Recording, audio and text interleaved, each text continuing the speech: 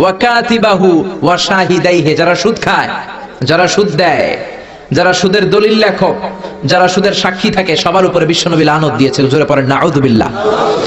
এজন্য খবরদার, সুদের সাথে মুসলমানদের কোনো সম্পর্ক। বিশ্বনবী বলেছেন আর রিবা সালাসু ওয়া সাবউনা বাবান, সুদের রয়েছে 73টা গুনাহ। কয়টা গুনাহ?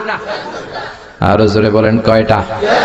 সুদের মধ্যে 73টা গুনাহ। আইসারুহা আইয়ান কাহার রাজুল উম্মা, 73টা গুনার মধ্যে সবচাইতে ছোট্ট গুনাহ হলো নিজের মায়ের সাথে জিনা করা।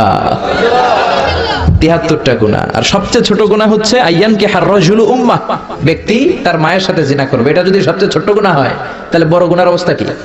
বড় গুনাহটা কি জানার দরকার আছে না নাই? আল্লাহ সেটাও বলে দিলেন, ফাআযানু বিহারবিম মিনাল্লাহি ওয়া রাসূলিহি।